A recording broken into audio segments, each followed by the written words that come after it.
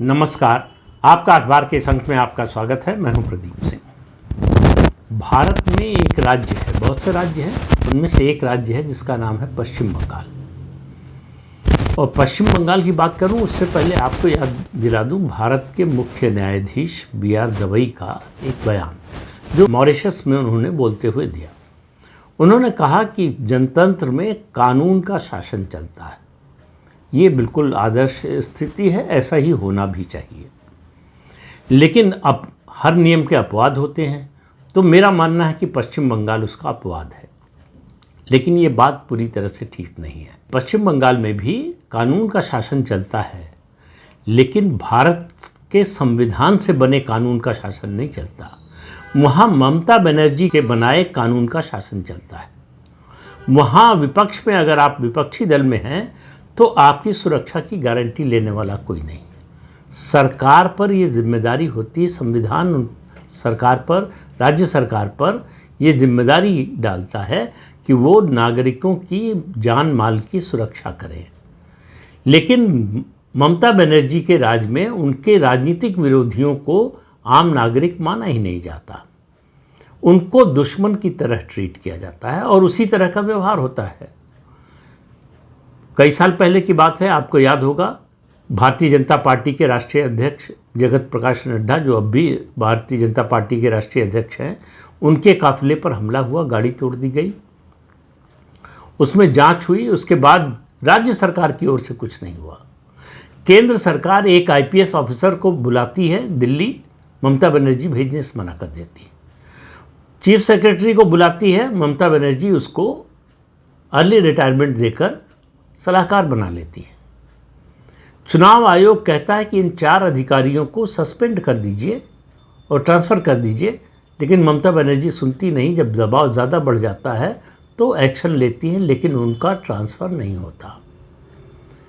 कुल मिलाकर स्थिति ये है कि संविधान से देश चल रहा है या नहीं, ये इसके बारे में आप अपनी अपनी राय व्यक्त कर सकते हैं। लेकिन पश्चिम बंगाल भारत के संविधान के अनुसार नहीं चल रहा है। वहाँ केवल और केवल ममता बनर्जी का संविधान और कानून लागू होता है।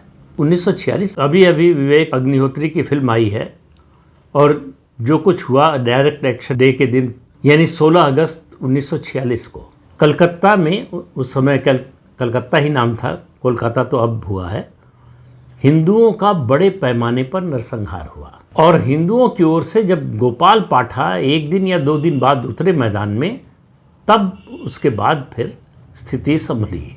उस समय सोहरावर्दी थे मुख्यमंत्री।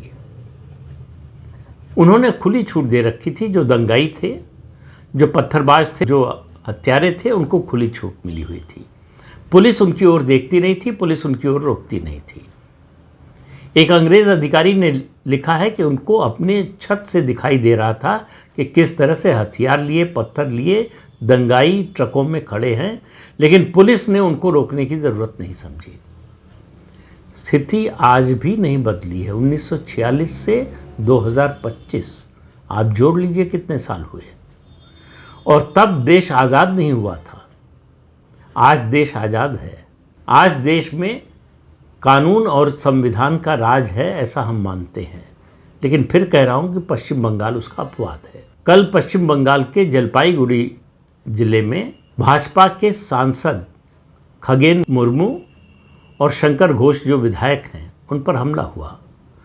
खगेन मुर्मू की तस्वीर देखते हमले के बाद आपको तो सिर्फ खून दिखाई देता है, उनका चेहरा, उनके कपड़े दिखाई नहीं देते, खून ही खून दिखाई देता है।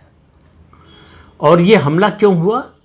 वो कोई तृणमूल कांग्रेस का विरोध करने नहीं जा रहे थे, ममता बनर्जी के खिलाफ कोई रैली निकालने नहीं जा रहे थे, हालांकि संविधान इसकी इजाज़त देता है।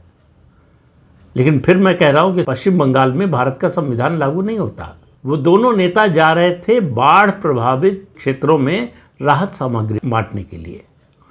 पश्चिम बंगाल में बड़ी भीषण बाढ़ है, भूस्खलन हुआ है। पहले तो ममता बनर्जी ने कहा कि ये आर्टिफिशियल बाढ़ है। 2 तरह की बातें आई कि ये केंद्र सरकार ने आर्टिफिशियल बारिश करवाई है। फिर कहा बांध का पानी जो है छोड़ दिया गया, जिससे जो है पश्चिम बंगाल में बाढ़ आ जाए। तो प्राकृतिक आपदा के लिए भी केंद्र सरकार जिम्मेदार है, राज्य सरकार की कोई जिम्मेदारी नहीं है। मैं तो कहता हूं कि मान लीजिए इसको, लेकिन जो आपदा आई है उसमें पश्चिम बंगाल के नागरिकों की सुरक्षा, उनकी मदद, उसकी जिम्मेदारी किसकी है? राज्य सरकार की है या नहीं? लेकिन कोई पूछने वाला नहीं है। केंद्र में भारतीय जनता पार्टी की सरकार है और पश्चिम बंगाल में आपको मालूम है तृणमूल कांग्रेस की सरकार है। ममता बनर्जी मुख्यमंत्री हैं, 2011 से मुख्यमंत्री हैं लगातार, और अगले साल मार्च अप्रैल में फिर से चुनाव होने वाले हैं विधानसभा के। लेकिन जनमानस पर क्या असर होगा इसका, इन हरकतों का, सरकारी पार्टी के कार्यकर्ताओं का, इसकी कोई चिंता ममता बनर्जी को नहीं है। उनको पूरा विश्वास है कि इस तरह की राजनीति करके भी वो चुनाव जीत जाएंगी। उन्होंने देखा 30 साल यही कांग्रेस पार्टी ने किया, 34 साल यही सीपीएम और लेफ्ट फ्रंट ने किया, और पिछले 14 साल से करीब करीब वो कर रही है। तो लेकिन वो एक बात भूल जाती हैं कि 30 साल, 34 साल और 14 साल, इसके बावजूद 30 साल बाद कांग्रेस सत्ता से बाहर हो गई, 34 साल बाद सीपीएम सत्ता से बाहर हो गई, और अब ममता बनर्जी के सत्ता से बाहर जाने की बारी है। तो किसी का राज हमेशा के लिए नहीं होता। ये बात ममता बनर्जी को समझ में नहीं आ रही है। उनको लग रहा है तृणमूल और ममता बनर्जी हैं पश्चिम बंगाल में सदा के लिए, तो उनको कोई हटा नहीं सकता। और उनका हौसला इस बात से और ज़्यादा बढ़ता है कि केंद्र में जो सरकार सत्ता में है, जिस पार्टी की सबसे ज़्यादा राज्य सरकारें हैं, जिस पार्टी का प्रधानमंत्री है, गृह मंत्री है, पूरा मंत्रिमंडल है केंद्रीय, सुरक्षा बल जिसके अधीन है, उसके बावजूद पश्चिम बंगाल के खिलाफ कोई एक्शन लेने की या तो हिम्मत नहीं है या नियत नहीं है। ये आप तय करिए कि हिम्मत नहीं है या नियत नहीं है। ममता बनर्जी पश्चिम बंगाल में जो चाहे करें। 2021 के विधानसभा चुनाव के बाद भाजपा समर्थकों और भाजपा कार्यकर्ताओं की हत्या की गई, महिलाओं के साथ बलात्कार हुआ, उनके घर जला दिए गए, कार्यकर्ता भागकर उन्होंने शरण ली असम में, बगल के राज्य में। सीबीआई जांच बैठी अदालत के आदेश पर, ईडी की जांच हुई, ईडी की टीम पर हमला किया गया। ये अकेला मुझे लगता है प्रदेश है जहां सेंट्रल एजेंसीज पर हमला होता है अगर वो जांच पड़ताल के लिए जाते हैं, और उसके बाद कुछ नहीं होता, मुकदमा चलता रहता है। अपने देश में मुकदमा जो है वो ऐसा काम है जो कभी रुकता नहीं है, वो चलता रहता है, उसका कोई नतीजा नहीं निकलता, ये अलग बात है। जांच जो होती है उसका कोई नतीजा नहीं निकलता। 2021 आज 2025 में हैं हम। सीबीआई की जो जांच हो रही है हिंसा के मामले में, चुनाव के बाद की हिंसा के मामले में, उसका कोई नतीजा अभी तक नहीं निकला है। तो जांच का कोई मतलब नहीं है। पश्चिम बंगाल में केंद्र की सरकार का कोई मतलब नहीं है, देश के संविधान का कोई मतलब नहीं है, और कानून के राज का कोई मतलब नहीं है अगर वो कानून ममता बनर्जी का बनाया हुआ नहीं है। और केंद्र की सत्तारूढ़ पार्टी वो क्या कर रही है, उसके नेता, उसके कार्यकर्ता पिट रहे हैं, लहूलुहान हो रहे हैं, और Bharatiya Janata party social media पर वो लड़ाई लड़ रही है। ज़मीन पर लड़ने वाला कोई नहीं है। जब 2021 के चुनाव नतीजे के बाद, ये भी अपने आप में पहला उदाहरण था कि जो पार्टी भारी बहुमत से जीत गई उसने हिंसा की।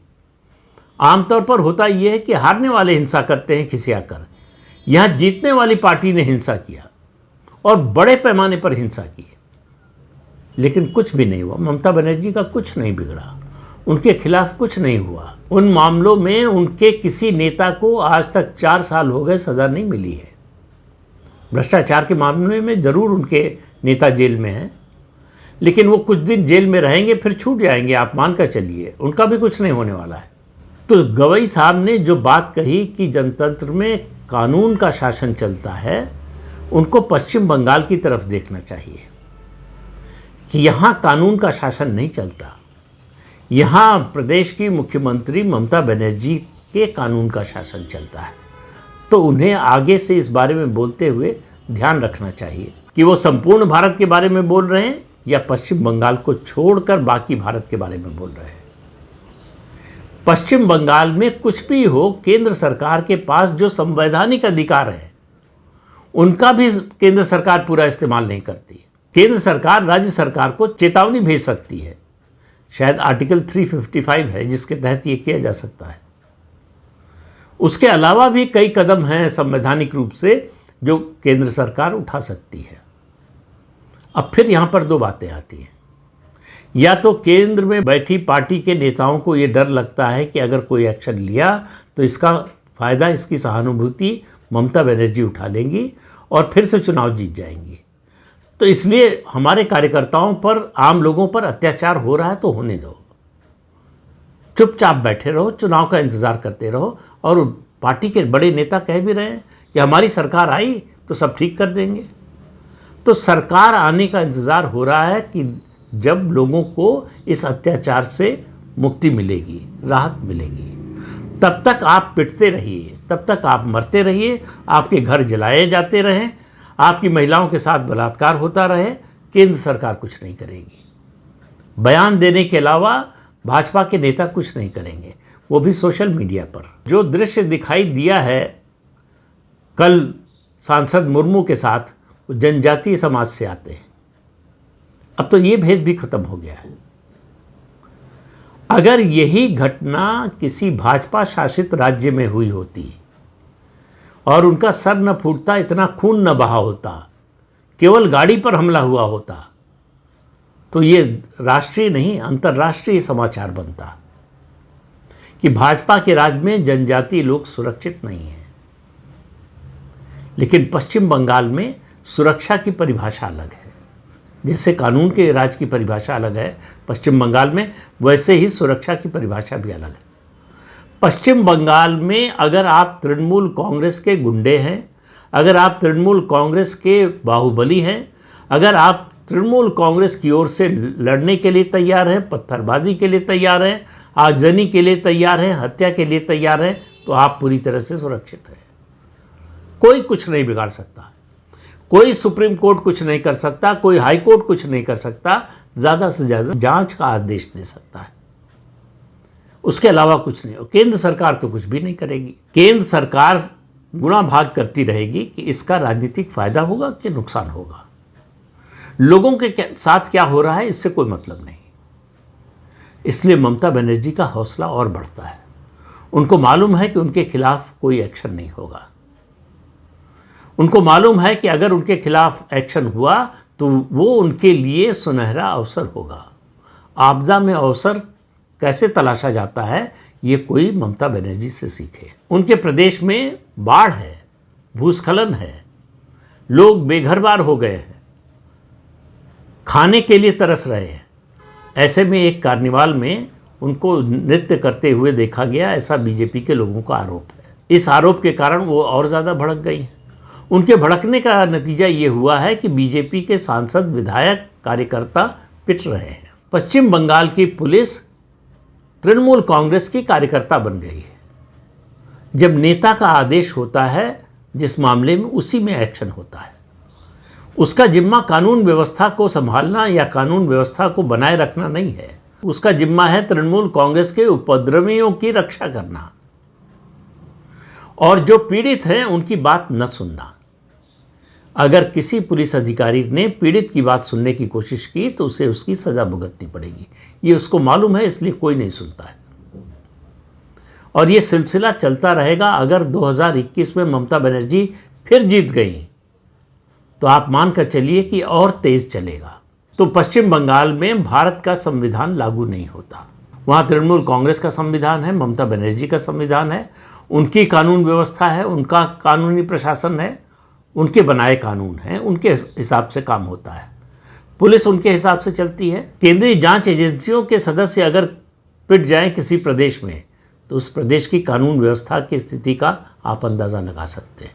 और ये पश्चिम बंगाल में एक बार नहीं कई बार हो चुका है। इनकम टैक्स के लोगों को हाई कोर्ट से जमानत लेनी पड़ी, वरना उनकी गिरफ्तारी की नौबत आ गई थी। गिरफ्तारी का आदेश हो गया था। ये स्थिति और किसी राज्य में नहीं आ सकती है, लेकिन पश्चिम बंगाल में ये आम चलन है और पश्चिम बंगाल की सरकार का कुछ नहीं बिगड़ सकता।